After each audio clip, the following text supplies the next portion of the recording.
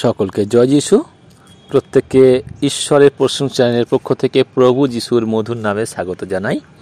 আসুন আরেকটি বার নতুন একটি বাক্য শুনি। আজকে বাক্যের মূল বিষয় প্রাণবায়ু, যা লিখিত আছে আদি পুস্তক তার 2 অধ্যায় 7 পদ। সেখানে এইরূপ লিখিত আছে, আর সদাপ্রভু ঈশ্বর মৃত্তিকা ধূলিতে আদমকে অর্থাৎ মনুষ্যকে নির্মাণ করিলেন এবং তাহার নাসিকায় ফু দিয়া প্রাণবায়ু প্রবেশ করাইলেন, তাহাতে মনুষ্য সজীব প্রাণী হইল। ঈশ্বর তার বাক্য দ্বারা আশীর্বাদ যুক্ত করুন, আমেন। আজকে যে আমরা বাক্য শুনছি তার মূল বিষয় প্রাণবায়ু। আমরা প্রাণবায়ু কথাটি বুঝতে পারছি যে যার মধ্যে প্রাণ আছে, প্রাণযুক্ত বায়ু, প্রাণবায়ু।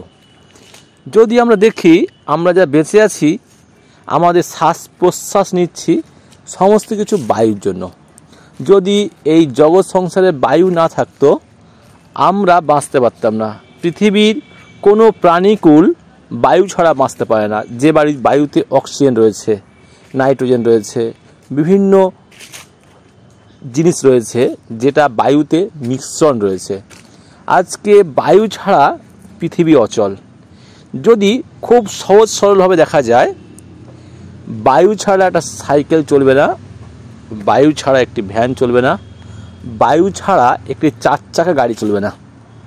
কারণ প্রত্যেকটা গাড়ির টায়ার যেখানে রয়েছে সেখানে টিউব রয়েছে, প্রত্যেকটা টিউবের মধ্যে হাওয়া ভরা আছে, বায়ু ভরা আছে। যখনই বায়ুটা ফুস করে বেরিয়ে যাবে তখনই তাকে রিপেয়ারিং করতে হবে, তখনই তাকে সারাতে হবে, আবার নতুন বায়ু ভরতে হবে। বাস, লরি, ট্রেন, সমস্ত জায়গায়। ট্রেন চাকায় হয়তো হাওয়া নেই, চাকায় হয়তো বায়ু নেই, কিন্তু স্টিম ইঞ্জিনে বায়ু রয়েছে। যখনই সেই ট্রেন যখন তার স্টিম ছেড়ে দেয়, যখন বায়ু বার করে দেয়, আবার তাকে বায়ু ভরতে হয়, নাহলে ট্রেনটা পর্যন্ত চলবে না। তাহলে পৃথিবীতে যে আমরা বেঁচে আছি প্রত্যেকটা মানুষ, আজকে এই মানুষকে ঈশ্বর প্রথম এই প্রাণবায়ু প্রবেশ করেছিলেন তার মুখ দিয়ে। ঈশ্বরের মুখ দিয়ে আমাদের নাসিকায় ফু দিয়ে তার প্রাণবায়ু প্রবেশ করালেন। তাই প্রত্যেকটা প্রাণী, প্রত্যেকটা মানুষ সজীব প্রাণী হলো। ঈশ্বর পৃথিবীতে প্রত্যেকটা প্রাণীকে তো বায়ু দিয়েছেন মুখে বলে, একমাত্র মানুষকে নিজে ফু দিয়ে প্রাণবায়ু প্রবেশ করেছেন। তাই প্রত্যেকটা মানুষের হৃদয়ে যে প্রাণবায়ু আছে, সেই প্রাণবায়ু আজ পর্যন্ত কোনো সায়েন্টিস্ট, কোনো বৈজ্ঞানিক, কোনো ডক্টর কেউ আজ পর্যন্ত প্রাণবায়ু দিতে পারেনি। প্রাণবায়ু বার করা সোজা, কিন্তু দেওয়া যায় না। কোনো একটা মানুষকে তার মধ্যে প্রাণবায়ু বার করে নিতে চাই, আমরা নিতে পারি, কিন্তু তাকে প্রাণবায়ু দিতে পারি না।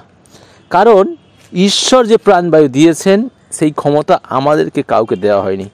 পৃথিবীতে অনেক কিছু আবিষ্কার হয়েছে এবং হবে, সায়েন্স অনেক ডেভেলপমেন্ট করেছে এবং করছে, কিন্তু কোথাও শুনিনি কোনো মৃত ব্যক্তিকে, মৃত মানুষকে তাকে কি হয়েছে, প্রাণবায়ু দেওয়া হয়েছে। তো সেই ঈশ্বর আপনাকে আমাকে যে প্রাণবায়ু দিয়েছেন, জীবিত করেছেন। আমরা ছিলাম ধুলি সে কাদা করলেন এবং কাদা করে আবার সৃষ্টি করলেন। আর সেই সৃষ্টি যে মনুষ্য, সেই মনুষ্য এই পৃথিবীতে যে প্রাণবায়ু হিসেবে প্রবেশ করেছিলেন, সেই প্রাণবায়ু দিয়ে এই পৃথিবীতে মানুষ নিজেরাও প্রাণবায়ু দিতে শুরু করেছেন।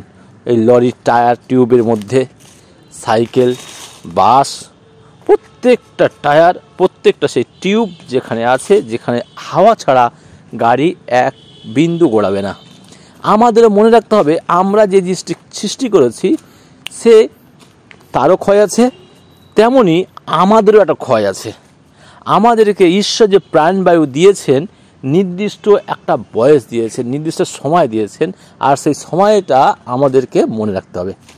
আমরা ভুলে যাই যে এই পৃথিবীতে আমরা ক্ষণস্থায়ী, চিরস্থায়ী নয়। এই পৃথিবীতে আমরা আজ আছি, কাল থাকবো না। কিন্তু খ্রিস্টের প্রিয় ভাই ও বোন, আমাদের ভুললে হবে না, এই প্রাণবায়ু আকাশ থেকে পড়েনি, এই প্রাণবায়ু প্রকৃতি থেকে আমাদের আসেনি। এই প্রাণবায়ু ঈশ্বর তার নিজের মুখ দিয়ে মানুষকে ধুলি থেকে কাদা থেকে গড়ার পরে তার মধ্যে নিজের মুখের ফু দিয়ে আমাদের হৃদয়ে প্রাণবায়ু প্রবেশ করেছিলেন। তাই মানুষ সজীব প্রাণী হলো। আর এই সজীব প্রাণী হওয়ার পরে ঈশ্বর তাদেরকে, সেই মনুষ্যকে বলেছেন, তোমরা সমগ্র পৃথিবীকে শাসন করো। এই পৃথিবীর প্রত্যেকটা প্রাণীর উপরে কর্তৃত্ব ঈশ্বর দিয়েছেন, যা লিখিত আছে আদি পুস্তক 1:26 সেখানে উল্লেখ পাই আমরা এরকমই। পরে ঈশ্বর কহিলেন, আমরা আমাদের প্রতিমূর্তিতে আমাদের সাদৃশ্যে মনুষ্য নির্মাণ করি, আর তাহারা সমুদ্রের মৎস্যদের উপরে, আকাশের পক্ষীদের উপরে, মৎস্য পশুগণের উপরে, সমস্ত পৃথিবীর উপরে ও ভূমিতে গমনশীল যাবতীয় সরীসৃপের উপরে কর্তৃত্ব করুক। সমগ্র পৃথিবীর মধ্যে একমাত্র মানুষকে কর্তৃত্ব করা অধিকার দেওয়া হয়েছে।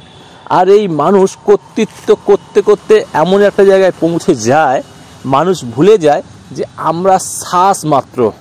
ঈশ্বর যে প্রাণবায়ু আমাদের প্রবেশ করিয়েছেন, আমাদের যে কোনো মুহূর্তে ঈশ্বর তার প্রাণবায়ু আমাদের হৃদয় থেকে নিয়ে নিতে পারেন। তাই আপনাকে আমাকে মনে রাখতে হবে যেন এই শ্বাসবায়ু আজ আছে কাল থাকবে না। আপনি আমি এই পৃথিবীর চিরস্থায়ী বাসিন্দা নয়, ক্ষণস্থায়ী। আপনাকে আমাকে এই পৃথিবী ছেড়ে চলে যেতে হবে। এই পৃথিবীর যত রূপ ডেভেলপমেন্ট হোক না কেন, এই পৃথিবীতে আপনাকে আমাকে ছেড়ে যেতেই হবে। একটা সাইকেল, একটা লরি, একটা বাস, একটা ট্রেন, একটা ট্রাম, এবার যা কিছু চলছে সমস্ত কিছু এই বায়ু রয়েছে। যে বায়ুতে প্রাণ নেই, যে ঈশ্বর আমাদের মধ্যে প্রাণ দিয়েছে, আমরা সেই বায়ু দিয়ে সেই গাড়িতে যতক্ষণ আমরা টায়ার টিউবে যখন ভরে দিচ্ছি, সেই গাড়িও পর্যন্ত চলতে পারে না। তার জন্য আপনাকে আমাকে মনে রাখতে হবে, ঈশ্বর যে প্রাণবায়ু আমাদের মধ্যে প্রবেশ করিয়েছেন, সেই প্রাণবায়ু ততক্ষণই আমাদের মধ্যে থাকবে যত ঈশ্বর চাইবেন। তাই ঈশ্বর চান আমরা যেন তার পদানুসরণ করি, তার ইচ্ছাকে মানি, তার ইচ্ছা অনুসারে চলি। আর ঈশ্বর যে আমাদের শিক্ষা দিয়েছেন, ঈশ্বরের বাক্য কয়েকটি বার আমাদের অনুসরণ করে দিচ্ছেন, মনে করে দিচ্ছেন। আর সদাপ্রভু ঈশ্বর মৃত্তিকার ধুলিতে আদমকে, অর্থাৎ মনুষ্যকে, আপনাকে আমাকে মৃত্তিকার ধুলি থেকে ঈশ্বর তৈরি করেছেন। আপনাকে আমাকে ঈশ্বর যে মৃত্তিকাতে তৈরি করেছেন, এটা আমাদের ভুললে চলবে না। আর তিনি কি করেছেন? নাসিকায় ফু দিয়ে প্রাণবায়ু প্রবেশ করেছিলেন। আর সেই প্রাণবায়ু পাওয়ার পরে আমরা প্রত্যেকে সজীব প্রাণী হয়েছি। আর এই সজীব প্রাণীকে ঈশ্বর চান তার যেন আমরা মহিমা করি, তার গৌরব করি, আর তার সাথে সাথে এই সুন্দর পৃথিবীটাকে যেন আমরা আলোয় ভরিয়ে দিই আমাদের ভালো কার্যের দ্বারা। কিন্তু আমরা আমাদের যে ঈশ্বর থেকে অনুগ্রহ পেয়েছি, আমরা অন্যের উপরে অনেক সময় ক্ষতি করছি। আমরা যে প্রাণবায়ু ঈশ্বর প্রবেশ করেছেন, আমরা অনেক সময় অনেকে প্রাণবায়ু নিয়ে নিচ্ছি, কেউ দিতে পারছি না। তাই আপনাকে আমাকে মনে রাখতে হবে, ঈশ্বর যে প্রাণবায়ু আপনার আমার মধ্যে প্রবেশ করিয়েছেন, সেই প্রাণবায়ুর কথা ভুলে গেলে হবে না। আর এই প্রাণবায়ু দ্বারা এটাই প্রমাণিত হয়, পৃথিবীতে যা কিছু চলছে সমস্ত কিছু ঈশ্বরের দান, ঈশ্বরের অনুগ্রহ আপনার আমার জীবনে ততক্ষণই থাকবে যতক্ষণে ঈশ্বর আশীর্বাদ আপনার জীবন আছে। আপনাকে আমাকে প্রত্যেকে এই দুনিয়া ছেড়ে যেতে হবে, পৃথিবী ছেড়ে চলে যেতে হবে। কিন্তু আপনার আমার মধ্যে যে প্রাণবায়ু আছে, পৃথিবীর কোনো শক্তি নেই প্রাণবায়ুকে আটকে রাখতে। তাই জন্য আপনাকে আমাকে ঈশ্বরের চরণে নত হতে হবে, ঈশ্বরকে ধন্যবাদ দিতে হবে। ঈশ্বর তার বাক্য দ্বারা আশীর্বাদযুক্ত করুন। আমেন।